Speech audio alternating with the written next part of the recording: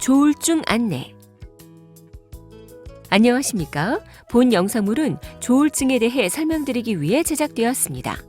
이어지는 내용을 참고하셔서 효과적인 치료와 관리가 이루어질 수 있도록 협조해 주시기 바랍니다.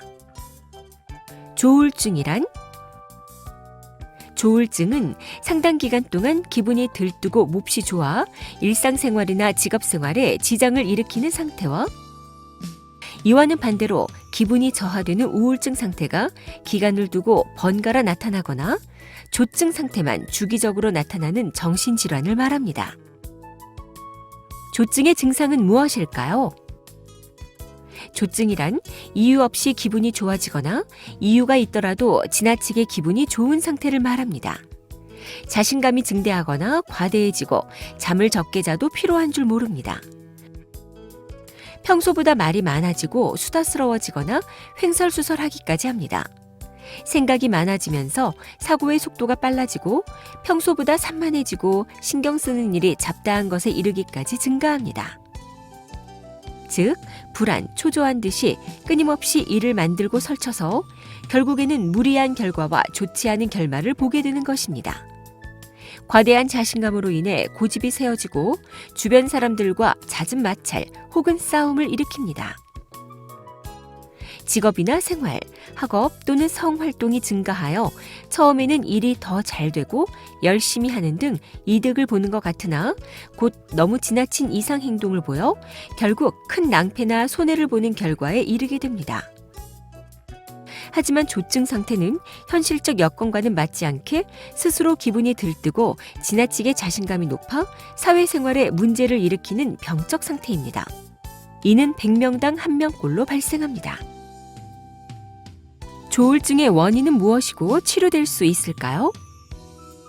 조현병, 우울증과 같이 그 원인이 아직 명확하지 않고 유전적, 생물학적, 심리적, 사회적 요인이 모두 관여하는 것으로 알려져 있으며 이 가운데 유전적, 생물학적 요인이 훨씬 강한 것으로 알려져 있습니다. 치료를 받지 않고 조증과 우울증이 몇 개월 혹은 몇 년마다 교대로 나타나기도 하고 간혹 조증만 주기적으로 나타나기도 합니다. 치료를 받을 경우 우울증의 경우와 마찬가지로 일부를 제외하고는 예후가 좋습니다. 지속적인 치료로 재발을 방지하면 정상적인 생활을 할 수 있습니다. 조울증은 어떻게 치료할까요? 가벼운 흥분을 보이거나 경조증 상태일 때는 가족들은 그 상태가 치료가 필요한 문제라고 인식하지 못하는 경우가 많습니다. 왜냐하면 환자의 모든 말과 행동이 모두 이치에 어긋나는 것은 아니고 오히려 활력이 넘치는 것처럼 보이기 때문입니다. 이때 가족들은 환자의 주위 분위기를 바꿔주고 조용히 쉬게 하고 자신이 깨닫기를 권고하면 되는 줄 알기 때문에 치료가 어렵습니다. 그러므로 환자를 병원에 데리고 올 때는 이미 병이 상당히 진행된 상태일 때가 많습니다. 2번 치료. 환자는 에너지가 넘쳐 흐르고 이를 배출하기 위한 행동을 하지만 오히려 정신적 흥분 상태를 조장해 결국 탈진에 이르는 점을 명심해야 합니다. 흔히 현명하지 못한 투자나 사업을 벌여 손해를 입을 가능성이 많으므로 여기에 대한 예방 대책이 필요합니다. 알코올 남용, 약물 남용, 성적 문란에 대해서도 감독해야 합니다. 그러므로 환자의 안전을 위해 자해나 난폭한 행동의 위험이 있을 때, 식사를 소홀히 할 때, 급성 증상 악화가 있을 때, 환자를 도와줄 수 있는 지지 구조가 미약할 때에는 입원 치료를 권합니다. 약물 치료. 최근에는 효능이 입증된 치료 약물들이 개발되어 약물만 꾸준히 복용하면 치료와 예방이 가능한 질환이 바로 조울증입니다.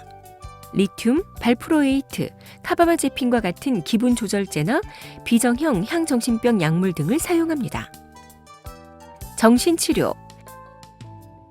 질병의 2차적 장애 방지, 근본적 심리적 원인의 해결, 의사소통 능력, 긴장 감소, 대인관계, 사회 적응을 위해 질병에 대한 이해와 정신치료가 필요합니다.